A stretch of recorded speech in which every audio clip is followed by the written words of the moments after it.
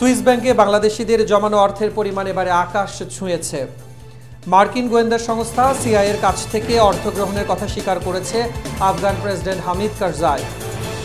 Champions লিগের ফাইনালে প্রথমবারের মতো অল জার্মান লড়াই, বার্সেলোনাকে হটিয়ে ফাইনালে বায়ার্ন মিউনিখ।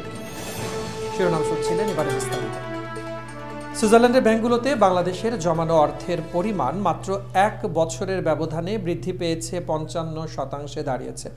2021 সালের বার্ষিক প্রতিবেদনে উঠে এসেছে সুইস ব্যাংকে বিভিন্ন শাখায় বাংলাদেশি নাগরিকদের আমানতের পরিমাণ 87 কোটি 11 লাখ সুইস ফ্রাঁ, যা দেশীয় টাকায় 8,331 কোটি 68 লাখ টাকা।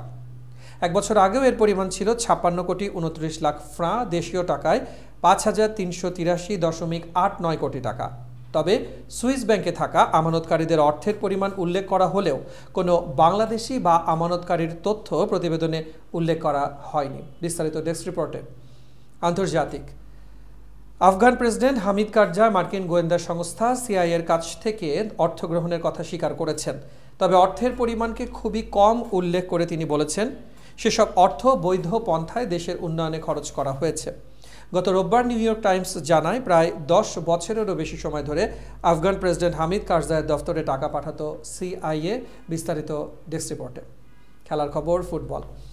প্রথম লেগের পর ফিরতি লেগে নু ক্যাম্পে হেরেছে বার্সেলোনা। জার্মান জায়ান্টরা বুধবার 3-0 গোলে জিতে 2 লেগে 7-0 ব্যবধানে ওয়েমলির টিকিট নিশ্চিত করেছে।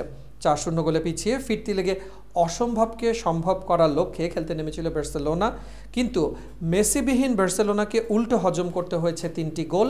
25 মে অল জার্মান ফাইনালে বায়ার্ন মিউনিখের মুখোমুখি হবে বরুসিয়া ডর্টমুন্ড।